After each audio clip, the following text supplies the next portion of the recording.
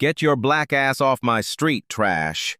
Officer Jake Morrison snatches the coffee cup from Cooper's hand and hurls it at her chest. Hot liquid explodes across her jacket, soaking through to her skin. She gasps as the heat burns, but before she can even react, his boot comes down hard on her phone. The screen shatters into a spiderweb of glass. Then he sees the notebook in her hand. He rips it from her grip and tears it clean in half. 2 months of careful notes, dates, badge numbers, witness statements, scatter across the wet pavement like confetti. Evidence she can't get back. Cooper stands there, dripping and silent, her jaw locked tight. Morrison leans in close, his breath hot against her face. You people don't belong here. She bites her tongue, eyes like steel. He has no damn clue what's coming for him. Morrison circles her like a predator sizing up wounded prey. His flashlight beam cuts across her face, then down to the scattered papers at her feet. He's enjoying this moment, dragging it out, making sure she feels every second of her humiliation. Let's see some ID, he says, his voice dripping with authority he thinks he's earned. Cooper reaches into her jacket pocket, slowly, deliberately. Her movements are careful, controlled. She pulls out a worn wallet and hands him a driver's license. The name reads, Dana Williams. It's not her real name, but he doesn't know that. Can't know that. Morrison studies the ID under his flashlight, taking his sweet time. His partner's cruiser pulls up behind him, red and blue lights washing over the alley in rhythmic pulses. The door opens and Officer Maria Santos steps out, young and uncertain. Santos, just 2 years in, feels her gut twist. Scattered papers, coffee soaking the woman's chest. Morrison's vibe, way too personal, way too aggressive. Everything okay here, Morrison? Santos asks, her hand instinctively moving toward the radio on her shoulder. Just a routine check, Morrison says without looking at her. Dispatch running an ID check on Dana Williams. He reads off the license number into his radio, but Santos notices something odd. His voice sounds performative, like he's putting on a show for someone who isn't even listening. The radio crackles back within seconds. No wants, no warrants. Clean record. Morrison's jaw tightens. He expected something different, wanted something different. Santos watches him carefully now, her instincts screaming that this isn't protocol, this is personal. Wait here, Morrison tells Cooper, then walks back toward his cruiser. His silhouette disappears behind the open trunk, and Santos can hear him moving things around. Metal scrapes against metal. Something clicks. He's back there way too long, rustling in the trunk, zippers, plastic on plastic. Santos steals a glance at Cooper. Their eyes lock for a beat. Cooper is ice calm, sizing Santos up like she's the one on trial, waiting for her to pick a side. Morrison's footsteps return, and there's something different in his walk now, something decisive. He's made up his mind about how this night is going to end. Morrison walks back with his shoulders squared, his entire demeanor shifted. The pretense of a routine check is gone now, replaced by something harder, more calculated. Santos recognizes that look. She's seen it before on officers who've already decided guilt before finding evidence. Stand up, Morrison orders, his voice sharp and commanding. Cooper rises slowly from the wet pavement, her movements fluid despite the coffee-soaked jacket clinging to her skin. She's taller than he expected, and that seems to irritate him further. He doesn't like having to look up, even slightly. Here's the thing, Dana, Morrison says, emphasizing the fake name with obvious skepticism. We've had multiple complaints about this area. Drug activity, prostitution, vagrancy. You fit the profile. Santos shifts, stomach churning. Profile? For what? A black woman chilling by a dumpster?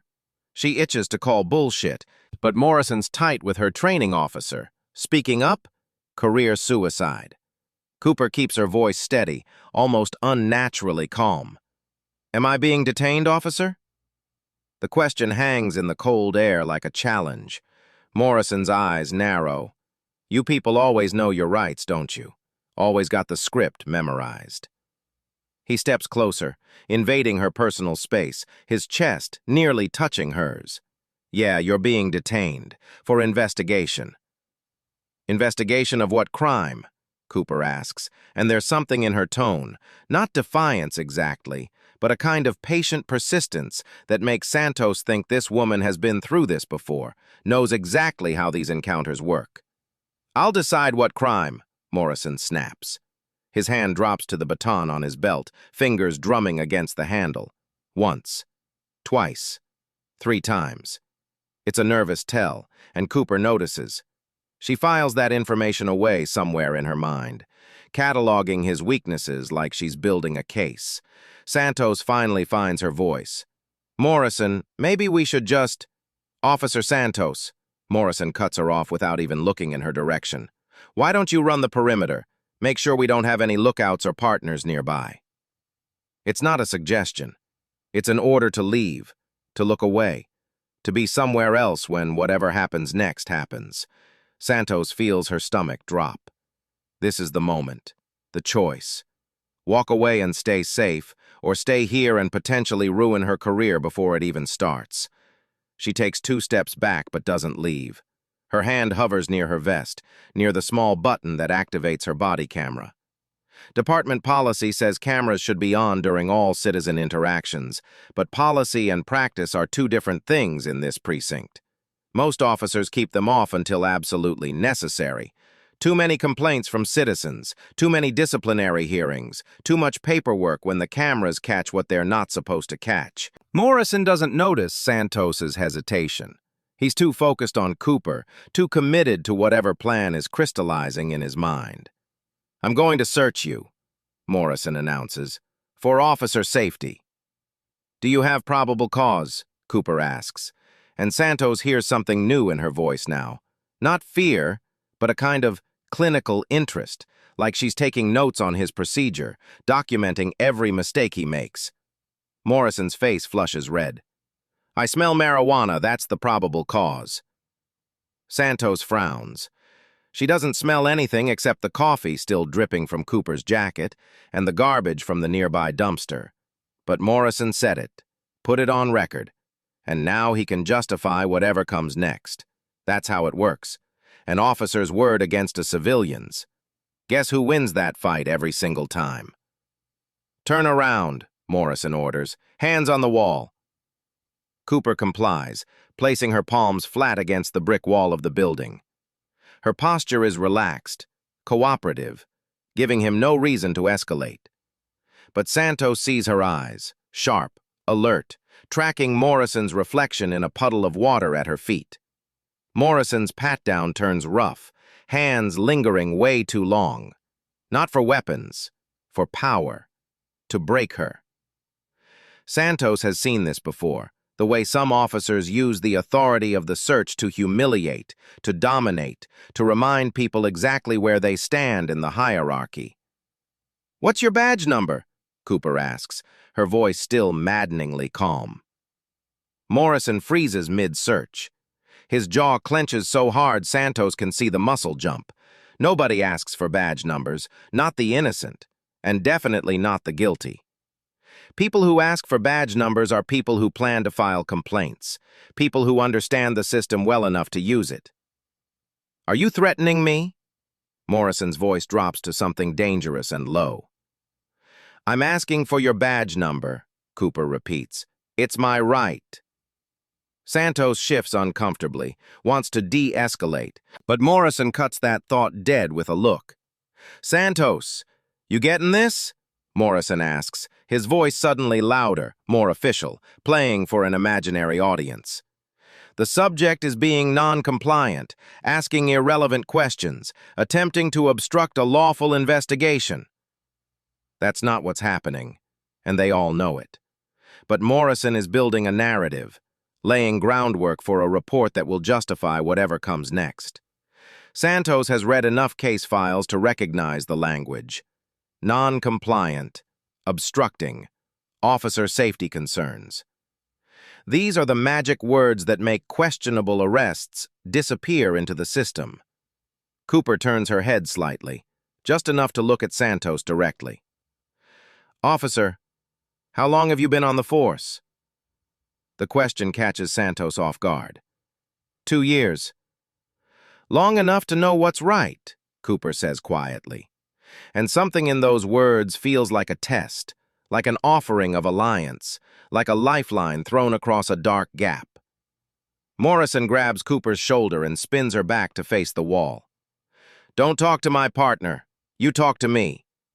His other hand moves to his belt, and Santos sees him check his watch. Once. Then again, 10 seconds later. Why is he checking the time? What's he waiting for? The behavior doesn't match the situation. This isn't a routine search anymore, if it ever was. The radio on Morrison's belt crackles. A distant voice reports a traffic stop 3 blocks away, routine and mundane. The city continues around them, oblivious to what's unfolding in this alley. Here's how this is going to go, Morrison says, his voice quiet enough that only the 3 of them can hear. I'm going to search your pockets. If I find what I think I'm going to find, you're going downtown. You're going to spend the night in holding, maybe longer. And in the morning, you're going to wish you'd been nicer to me when you had the chance. Santos feels something cold settle in her chest. That's not how arrests work. That's not procedure. That's a threat wrapped in a promise wrapped in a badge. Cooper doesn't respond. She just stands there, hands on the wall, waiting. But Santos sees her shoulders rise and fall with one deep, controlled breath, like she's preparing for something, like she knows exactly what's about to happen. Morrison's hand slides into Cooper's jacket pocket, and when it comes back out, he's holding something that wasn't there before, something small and plastic, something that's going to change everything. Morrison's hand emerges from Cooper's pocket holding a small plastic baggie, white powder inside, prepackaged, sealed tight, the kind of evidence that looks clean and professional in a photograph. Well, well, well, Morrison says, his voice theatrical. What do we have here? Santos stares at the baggie, her mind racing. She watched Morrison approach Cooper from behind during the pat-down. I watched his hand disappear into the jacket pocket. Something about the motion was wrong, too quick, too practiced. Cooper doesn't speak, doesn't protest or argue or claim innocence. She just stands there, her face unreadable, her eyes fixed on Morrison with an intensity that makes Santos shiver. This is cocaine, Morrison announces, holding the baggie up to the streetlight. Looks like about 3 grams. That's felony possession. That's jail time. Santos finds her voice, though it comes out smaller than she intended. Morrison, I didn't see... Didn't see what, Santos? Morrison cuts her off, his tone sharp with warning. Didn't see her carrying drugs? That's because they were hidden. That's why we search. But Santos did see something. She saw Morrison's hand empty when he started the search, and full when he finished. She saw the baggie appear like a magic trick, sleight of hand performed by someone who's done this before. Cooper finally speaks, her voice low and steady. I want a lawyer. You'll get one, Morrison says, pulling out his handcuffs. The metal catches the light, glinting cold and official. After we process you downtown, after you're booked and photographed and fingerprinted. He moves behind Cooper, grabbing her wrists and pulling them back. The cuffs snap closed, click, click, click, and Santos hears them ratchet 3 times. Too tight. Morrison knows they're too tight. Cooper doesn't flinch, doesn't make a sound. But Santos sees her jaw tighten, sees the tendons in her neck go rigid. Morrison keys his radio. Dispatch, this is Unit 12. I have one in custody, felony possession, requesting transport. The radio crackles back. Copy, Unit 12. Transport en route, ETA for 10 minutes. Santos watches Morrison's face as he waits for the response. She sees something there that turns her stomach. Relief. Like he just cleared a hurdle he wasn't sure he'd make. Santos, grab her belongings, Morrison orders, gesturing to the scattered papers. Bag it all as evidence. Santos crouches down, collecting the torn pages with shaking hands. She sees partial words, fragments of sentences, dates and times, badge numbers. The word complaint appears multiple times. These aren't random notes. These are records. The kind someone makes when they're building a case. Against who? Santos looks up at Cooper, and for just a second, their eyes meet again. Cooper's expression hasn't changed. Still calm, still controlled, but there's something in her gaze now. Not fear, not anger. Something closer to patience. Like she's waiting for Santos to understand. Morrison pulls Cooper toward his cruiser, one hand gripping her upper arm hard enough to bruise. He opens the back door and guides her inside with unnecessary force. The door slams shut. Through the window, Santos can see Cooper sitting perfectly upright in the back seat, her posture straight despite the handcuffs. She's not slumped or defeated. She looks like someone in complete control, someone playing a long game that no one else can see yet. Morrison walks back to Santos, his swagger returned. "Good collar," he says, clapping Santos on the shoulder. "This is what real police work looks like, taking trash off the streets." The words hit Santos like a physical blow. Trash. He called her trash at the beginning. Now he's saying it again like it's a joke they're both in on. Santos nods but doesn't respond. Her hand moves to her vest, fingers brushing against the small button near her collar. The body camera. It's been off this entire time, following the unspoken rule, don't record unless you have to. But something tells Santos she's going to regret not having footage of what just happened. That baggie appeared out of nowhere, those cuffs clicking too tight. That word, trash, said twice now, like it's nothing. Her finger hovers over the activation button. Morrison is already walking back to his cruiser, climbing into the driver's seat, ready to transport his prize downtown. He doesn't notice Santos standing frozen in the alley, her hand still pressed against her vest, her heart pounding in her ears. The transport radio crackles. 5 minutes out. Santos takes a breath. Make a decision that will change everything. She presses the button. The tiny red light on her body camera blinks to life. The ride to the station takes 12 minutes. Santos follows Morrison's cruiser in her own patrol car, her hands gripping the steering wheel tighter than necessary. Through Morrison's rear window, she can see Cooper sitting motionless in the back seat, her silhouette perfectly still against the passing streetlights. Santos replays the scene in her mind, frame by frame. The pat-down. Morrison's hand entered the pocket empty. The baggie appeared as if from nowhere. The way Cooper didn't react, didn't protest, like she expected it to happen. The body camera on Santos's vest continues recording, its tiny red light blinking steadily. She made the decision to turn it on, but now she's not sure what to do with the footage. Morrison is friends with her training officer. Morrison has 6 years on the force. Morrison knows people. Santos has been a cop for 2 years and 3 months. She's nobody. They pull into the precinct parking lot just before 7 in the morning. An early shift is starting to trickle in. Patrol officers grabbing coffee, detectives heading to their desks, the station coming alive with the routine machinery of law enforcement. Morrison parks and opens the back door of his cruiser.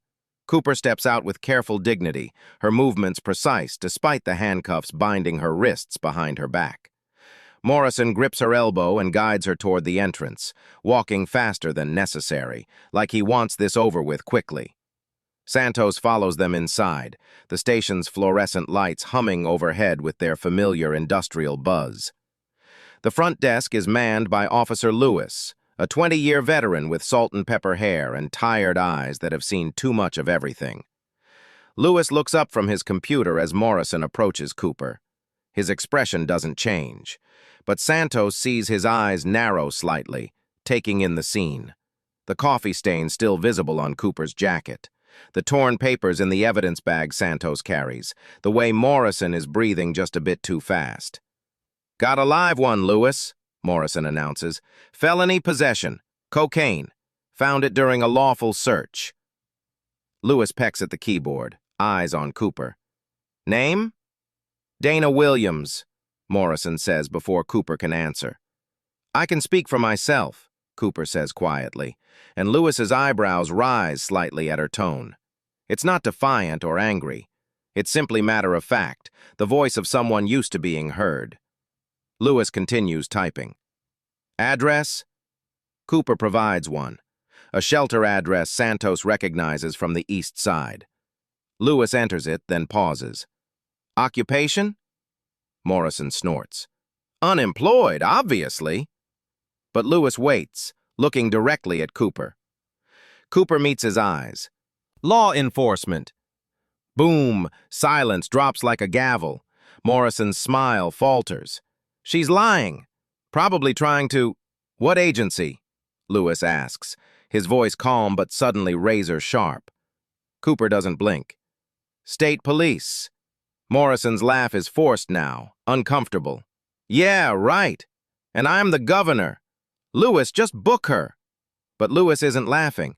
He's studying Cooper with an intensity that makes Santos lean forward. Lewis has been doing this job since before Santos was born. He's processed thousands of arrests, and something about Cooper is making him pause. You got an ID to back that up? Lewis asks. It was in my jacket, Cooper says. Inner pocket. Your officer didn't search thoroughly enough to find it. Morrison's face flushes. I did a complete search. She's making things up. Lewis holds up one hand. Where's her personal property? Santos steps forward, holding out the evidence bag with Cooper's scattered belongings. Lewis takes it, dumps the contents onto the desk. Torn notebook pages, granola bars, a water bottle, the wallet Morrison already searched. Anything else? Lewis asks Cooper. Inner pocket, Cooper repeats. Left side, zippered compartment.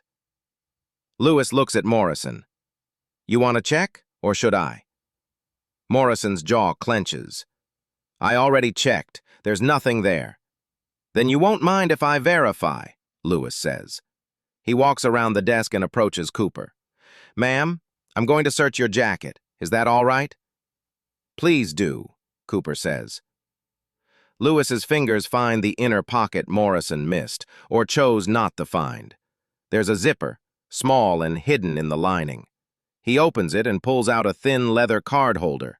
Inside is an ID card, official and laminated. Lewis pulls the ID. Real deal.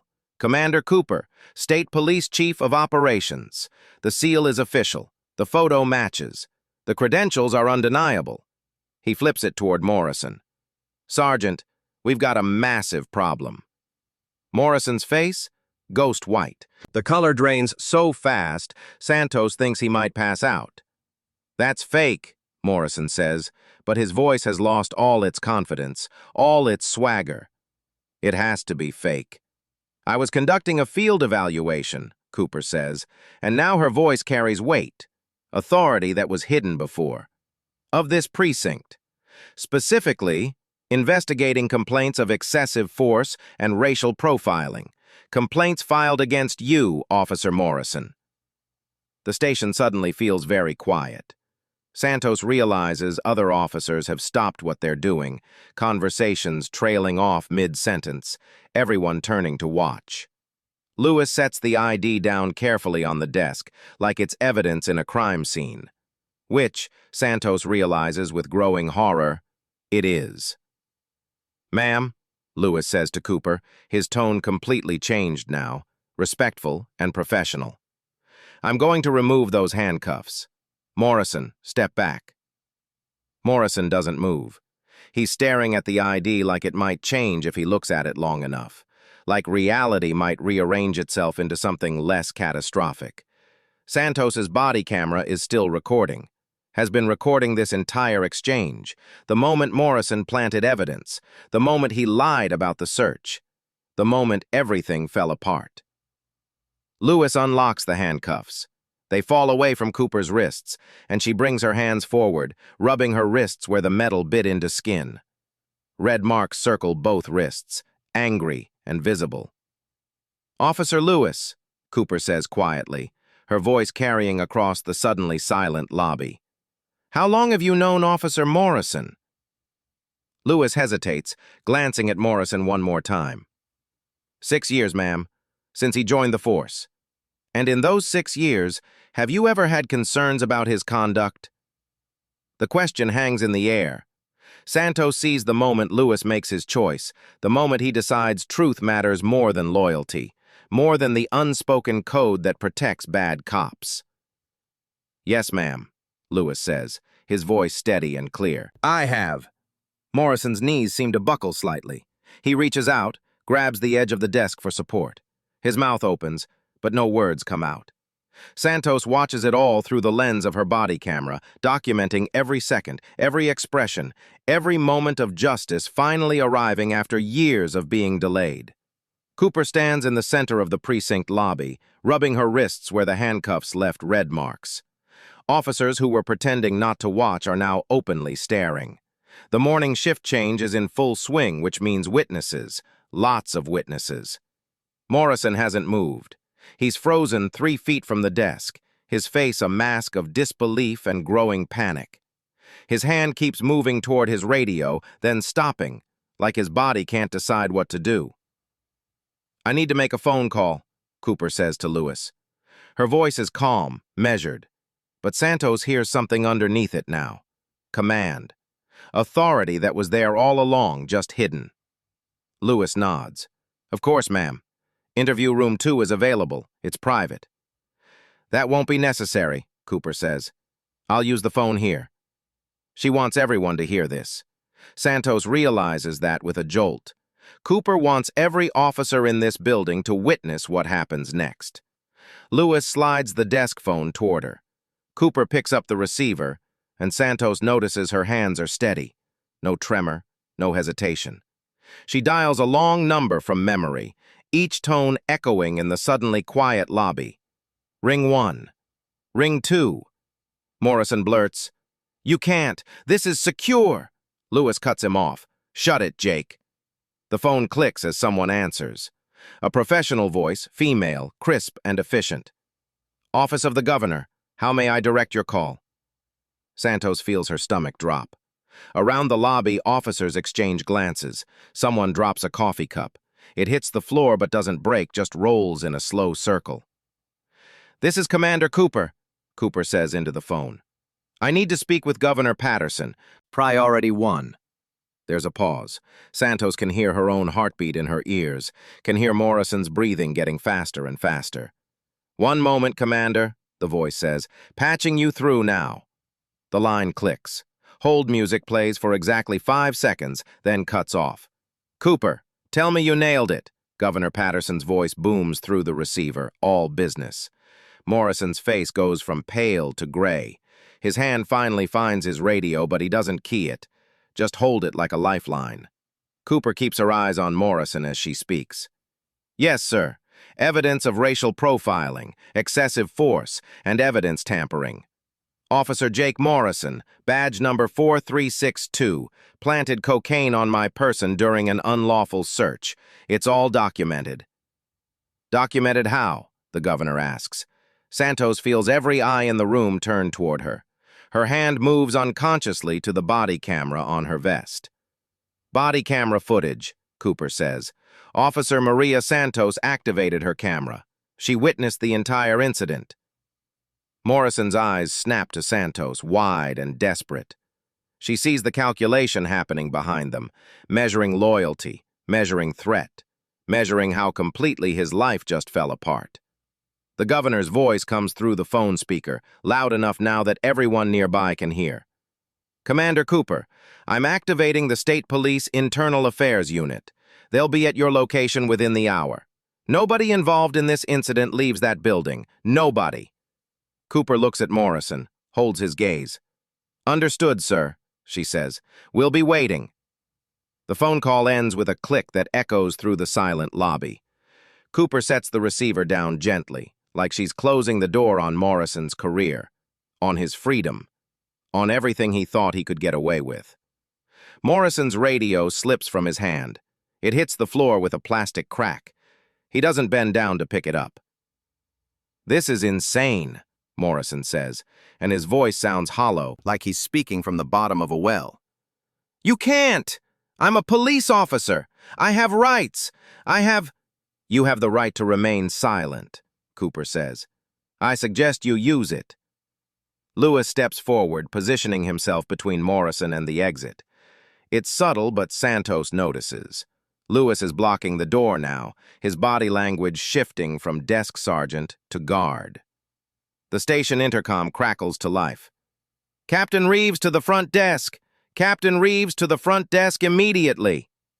Santos has never heard the intercom used for the captain before. The fact that someone is paging him publicly means this situation has already spread through the building like wildfire. Footsteps pound down the stairs. Fast, urgent. Captain Reeves appears in the lobby, his tie loose, his face flushed like he ran the whole way. He's 58 years old, 30 years on the force, and Santos has never seen him look scared. He looks scared now. Reeves' eyes scan the scene, Cooper standing calm and composed despite the coffee stain on her jacket, Morrison gray-faced and shaking, Lewis guarding the door, the desk phone still warm from the governor's call. "Commander Cooper," Reeves says, and his voice is careful, respectful. "I apologize. I had no idea you we weren't informed." "That was intentional," Cooper says. "The undercover evaluation was need to know only. You weren't on the list." Reeves flinches like she slapped him. He runs a hand through his gray hair and Santos sees it trembling. "What do you need from me?" "Officer Morrison is not to leave this building," Cooper says. "He's to be placed in an interview room and kept under observation until Internal Affairs arrives. He's not to speak with anyone, not to make phone calls, not to access any files." "Understood." Reeves turns to Morrison. "Jake, you need to come with me." Morrison doesn't move.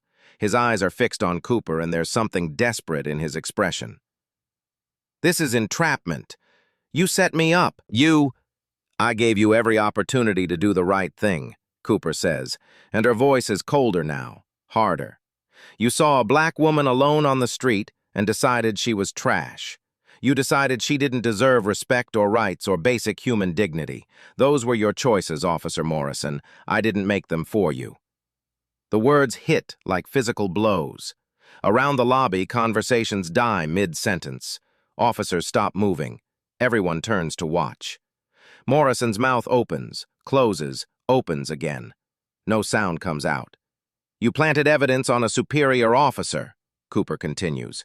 "You assaulted her. You violated her civil rights. You falsified a police report. And you did it all because you thought you could, because you thought I was powerless." She takes one step closer to him. Just one. But Morrison backs away, his hand reaching for the desk to steady himself. His knees look unsteady. "I want my union rep," Morrison says, and his voice cracks on the last word. "I want my lawyer. You'll get them," Reeves says. His voice is flat now, professional. "But first, you're going into that interview room. Lewis, escort Officer Morrison to IR3. Stay with him until IA arrives." Lewis moves forward, and Morrison has no choice but to go with him. As he passes Santos, he stops, turns to face her. "You recorded this," Morrison says. "It's not a question.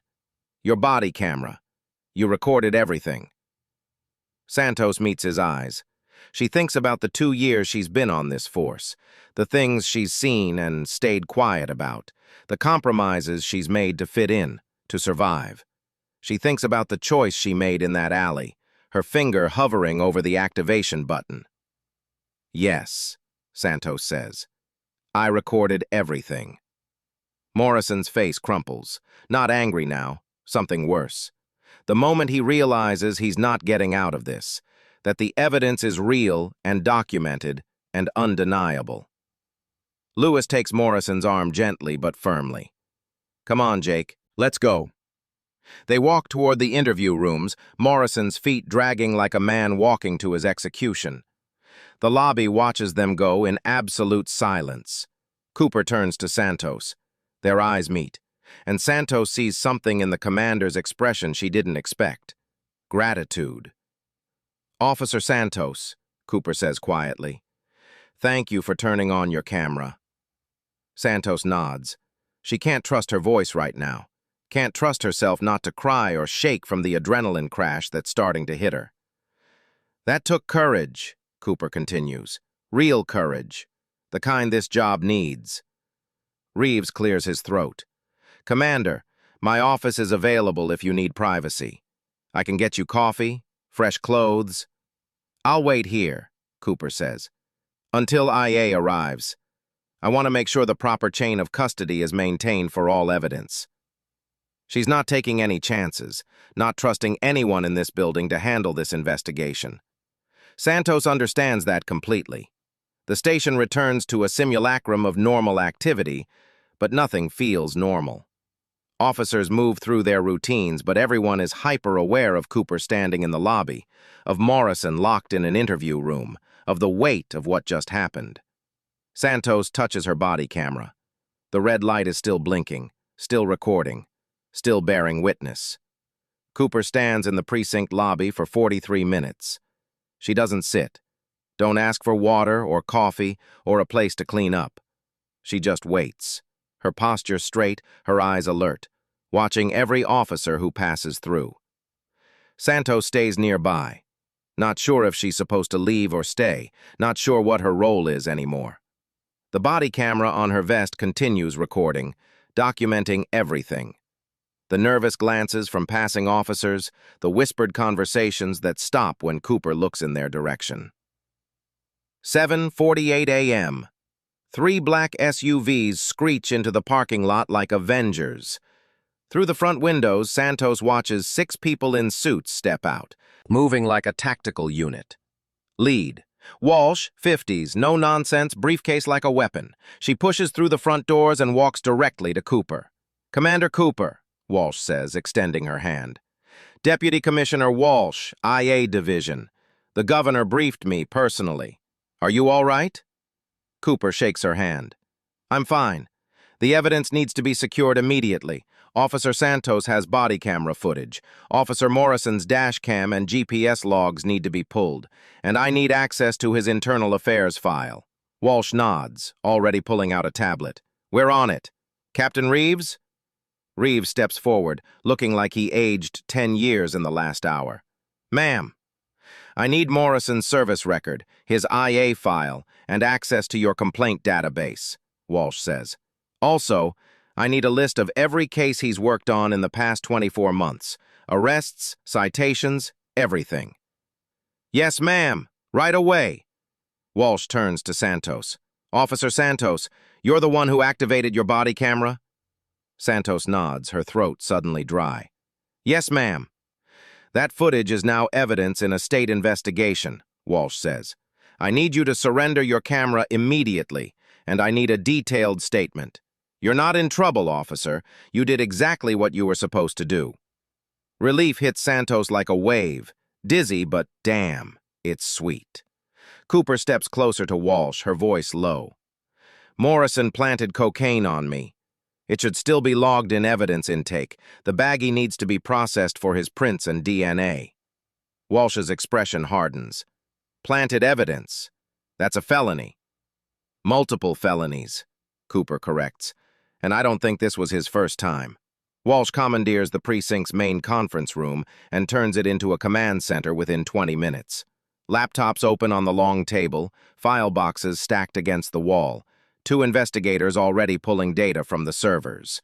Cooper sits at the head of the table, still wearing her coffee-stained jacket, but now she looks exactly like what she is, a commander running an operation. Santos stood near the door, her body camera surrendered, but Walsh asked her to stay. You're a material witness. I need you here. Morrison is still locked in interview room 3. Reeves posted 2 officers outside his door. Walsh opens her briefcase and pulls out a slim laptop.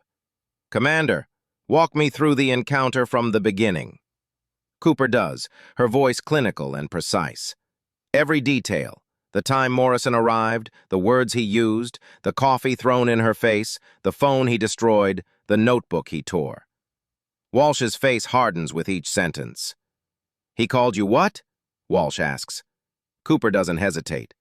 He said, get your black ass off my street, trash. Walsh types rapidly. Racial slur, assault, destruction of property. Continue. Cooper describes the pat-down, Morrison's disappearance to his trunk, the planted baggie. Walsh's fingers never stop moving.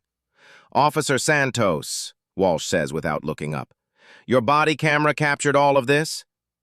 "Yes, ma'am," Santos says, "from the moment I activated it during the arrest through intake here at the station." "Timeline?" Santos checks her watch. "I activated the camera at 6:37 a.m. It recorded continuously until I surrendered it to you at 7:51, 74 minutes of footage." One of Walsh's investigators, a younger man with wire-rimmed glasses, looks up from his laptop. "Deputy Commissioner, I've pulled Santos's body cam footage from the server. Timestamp confirms activation at 06:37. "Play it," Walsh says. "Full screen." The investigator connects his laptop to the conference room monitor. The screen flickers to life, and suddenly they're watching Morrison's cruiser pull up to the alley. The audio is crystal clear. "Get your black ass off my street, trash!" Walsh's jaw tightens. The footage continues. Morrison circled Cooper. The coffee cup was thrown. Cooper gasping. Morrison's boot destroyed her phone. The notebook ripped in half. "Pause it," Walsh says. The image freezes. Morrison's face twisted with contempt. "That's assault and destruction of property. Multiple counts. Continue." The video plays. Then comes the pat-down. "Slow this section down," Walsh orders. "Frame by frame." They watch Morrison position himself behind Cooper during the search. Watch his hand approach her jacket pocket. Morrison's hand enters the pocket empty. His hand emerges holding the baggie. "There," Cooper says quietly. Walsh leans forward. "Back it up. Play it again." They watched it 3 more times. Each viewing makes it more obvious. Morrison's sleight of hand isn't as smooth as he thought. "That's evidence planting," Walsh says. "Felony evidence tampering. 3 to 7 years minimum." "There's more," Cooper says. "He disappeared to his trunk for approximately 3 minutes before the plant. That's when he retrieved the cocaine." The investigator with the glasses speaks up. "I'm pulling his dash cam footage now. Give me 2 minutes." Walsh turns to another investigator, a black woman in her 40s. "Jenkins, run Morrison's GPS logs for the past 48 hours. "On it," Jenkins says. The room falls into focused silence. Santos watches them work with something approaching awe. This is what real police work looks like. "Got the dash cam," the first investigator announces. He pulls up the footage. "This is from Morrison's cruiser starting at 06:20. They watch Morrison's dash cam perspective. The cruiser pulls up. Morrison sits watching Cooper for 43 seconds. Then he exits. "Fast forward to when he goes back to his vehicle," Walsh orders. The footage jumps ahead. Morrison returns to his cruiser, opens the trunk. The dash cam doesn't show inside, but it captures audio. Come on. Where did I? There." Metal scrapes. A zipper opens. "Just need one more insurance policy," Morrison mutters. Walsh rewinds it, plays it again. "He's talking about the drugs," Cooper says. "That's premeditation." "Jenkins," Walsh says sharply. "GPS logs. Where was Morrison between 05:30 and 06:20? Jenkins pulls up a map. "He left his patrol zone at 05:32, drove to the police impound facility on Grant Street, arrived at 05:39, departed at 05:54, 15 minutes on site." Walsh's eyes narrow. "What's at the impound facility?" "Evidence storage," Cooper says quietly. The room goes very still. Jenkins pulls up another screen. "Cross-referencing Morrison's access logs. He checked in at 05:41, checked out at 05:52, 11 minutes inside." "What did he access?" Walsh demands. Jenkins types rapidly. "Evidence locker 7B, case number 2019-443. Closed case. Drug seizure from March 2019. Evidence was scheduled for destruction 6 months ago. But," she trails off. "Destruction was postponed. Signed off by Sergeant Philip Hendricks." Cooper leans forward. Hendricks is Morrison's direct supervisor. Walsh's expression turns to stone. So Morrison accessed evidence that should have been destroyed but was kept accessible by his supervisor. This is a conspiracy. We need Hendricks in custody, Walsh says. Where is he? Reeves steps forward. He's on duty, scheduled to arrive at 8 a.m. That's 3 minutes from now. When he arrives, bring him directly here, Walsh orders. Cooper pulls out her phone and hands it to Walsh. I've been documenting complaints against Morrison for 3 months. These are photographs of official complaint forms. 8 complaints in the past 2 years, all investigated by Hendricks, all dismissed as unfounded. Walsh scrolls through the images, her face growing darker. 6 of the 8 complainants were black, Cooper continues. 7 of 8 arrests involved drugs discovered during searches. 8 out of 8 dismissals signed by Hendricks within 72 hours. This is systemic, Walsh says. Jenkins looks up. Deputy Commissioner, I pulled Morrison's arrest record. She turns her laptop screen around. Morrison's stats? 73 arrests in 2 years. 61 black or Hispanic. 49 drug busts. Department average, 18%. His rate? 67%. That's not policing. That's targeting. Pull every single one of those cases, Walsh orders. Body cam, dash cam, everything. If Morrison planted evidence on a state police commander, how many times did he do it to people with no power? Santos feels sick. How many innocent people are in jail because she didn't speak up earlier? Officer Santos, Walsh says, you did the right thing today. You broke the pattern. Before Santos can respond, there's a knock on the door. A uniformed officer appears. Deputy Commissioner, Sergeant Hendricks just arrived. Walsh stands. Bring him in. 30 seconds later, Sergeant Phil Hendricks walks into the conference room. He's 50, barrel-chested, with confident swagger. His eyes scan the room, the laptops, the investigators, the files. Then he sees Cooper. His face goes white. Commander Cooper, Hendricks says carefully. Sit down, Sergeant, Walsh interrupts. We need to discuss your relationship with Officer Morrison and your role in dismissing complaints against him. Hendricks sits, his hands shaking. I don't know what you're talking about.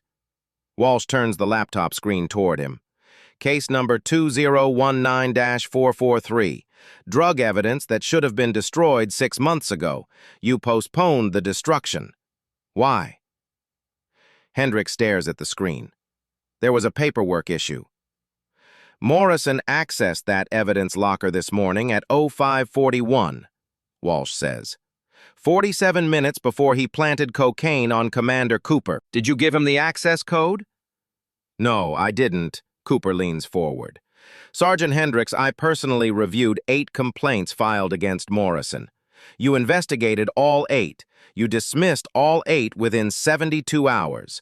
Some included witness statements, photographic evidence, medical records. Yet you found them all unfounded. Explain how. Hendricks doesn't answer. Your options are limited, Walsh says coldly.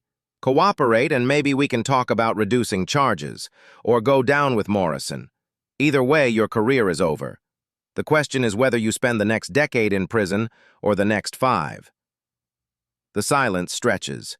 Santos can hear Hendricks breathing, fast and shallow. Finally, Hendricks speaks, barely a whisper. Morrison caught me skimming cash from evidence seizures 2 years ago. Said he wouldn't report it if I buried his complaints. Made them disappear. The room erupts. Investigators typing, Walsh firing questions. Cooper just sits there, watching Hendricks fall apart. Walsh stands. Sergeant Hendricks, you're under arrest for evidence tampering, conspiracy to violate civil rights, and theft. You have the right to remain silent. As Walsh reads Hendricks his rights, Santos catches Cooper's eye across the table. Cooper nods once. You did good, that nod says. Santos nods back, and for the first time in 2 years, she feels like a real police officer. 3 hours later, Cooper stands in the precinct parking lot as two state police vehicles pull away. Morrison sits in the back of one, hands cuffed behind him, staring straight ahead. Hendricks is in the other vehicle, his face buried in his hands. The morning sun is fully up now, bright and cold. Cooper watches the vehicles disappear around the corner, lights fading into the distance. Captain Reeves approaches her cautiously. "Commander Cooper, I want to apologize. If I had known what was happening." "You should have known," Cooper says. 8 complaints in 2 years. Pattern evidence in arrest records. You had the data. You chose not to look. Reeves's face goes pale. "I'll submit my resignation." "No," Cooper says. "You're going to stay. You're going to fix this. Because if you resign, someone else takes over who didn't see what happened here today. Let it change you." Reeves nods slowly. Santos appears in the doorway, still in uniform but exhausted. She walks over to Cooper. "Officer Santos," Cooper says. "Walk with me." They head toward Cooper's car parked 3 blocks away. "You're wondering if you did the right thing," Cooper says. Santos doesn't deny it. Morrison's wife called. She was crying. They have 2 kids. "And how many kids have parents in jail because Morrison planted evidence?" Cooper asks. "How many families did he destroy?" Santos is quiet. "I know. I worked with him for 2 years." "Racism doesn't require monsters," Cooper says. "It just requires people who look at someone like me and see trash instead of a human being." They reach Cooper's car. "What happens now?" Santos asks. "Walsh's team reviews every arrest Morrison made in the past 2 years," Cooper says. "Anyone convicted based on evidence Morrison discovered gets their case reopened. Some will be exonerated." "And Morrison?" "Multiple felonies, evidence tampering, assault, civil rights violations. With your body cam footage, he'll probably get 5 to 7 years. Santos absorbs this. "Did you know he would plant evidence?" Cooper considers the question. "I knew he had a pattern. I suspected, but I didn't know for certain until I felt that baggie drop into my pocket." "You could have identified yourself immediately." "If I had, Morrison would still be on the street," Cooper says. "He would have been more careful, but he wouldn't have stopped. Men like Morrison don't stop until they're caught with real evidence." She opens her car door. "You saw something wrong, and you documented it. That's the job. Not protecting other cops. Protecting people. All people." Santos straightens slightly. "What do I do now?" Santos asks. "Half the officers are going to hate me." "Probably," Cooper agrees. "But the other half, the ones who became cops to actually help people, they're going to respect you. Over time, that's going to matter more." She pulls out a business card. "This is my direct number. If anyone retaliates, you call me immediately." Santos takes the card. "Thank you, Commander." Cooper starts to get in, then stops. "When you press that button, what made you do it?" Santos thinks for a moment. "I looked at your face and saw my mother. She's been pulled over for driving while brown 4 times in 3 years. Every time she comes home shaking. I thought, what if some cop plants something on her?" Cooper feels something in her chest loosen. "Your mother is lucky to have you. She wanted me to be a teacher." "You are," Cooper says. "You just chose a different classroom." Cooper gets in and starts the engine. Through the window, she sees Santos walking back toward the precinct, shoulders squared. Cooper pulls out her phone and dials. Governor Patterson answers immediately. "Cooper, tell me you're all right." "I'm fine, sir. Morrison and Hendricks are in custody. Walsh has the evidence. But we need to talk about the other precincts on the audit list." "How many more?" Cooper looks at her tablet. 36, sir. And that's just Pennsylvania." The governor is quiet. "You know what this means? The lawsuits, the media, the political cost?" "I know," Cooper says. "But there are people in prison for crimes they didn't commit. They deserve justice, no matter the cost. Agreed. When can you start the next audit? Cooper pulls out of the parking space. Give me a week. I need to testify at Morrison's arraignment. After that, I'll be ready.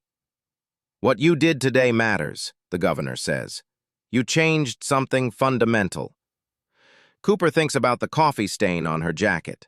Meta, pause. Secks the bruises on her wrists, the torn notebook. She thinks about Santos pressing that button. It wasn't just me, sir, Cooper says. It never is. She ends the call and drives through the city as it wakes up. People heading to work, kids walking to school, life continuing. Cooper passes a woman at a bus stop, black, middle-aged, tired. Their eyes meet for a second. The woman doesn't know who Cooper is, doesn't know the battle just fought on her behalf. But Cooper knows, and that's enough. She reaches the highway and merges into traffic, heading toward the state capitol, toward the next fight. Behind her, the city continues. Changed because one officer pressed a button.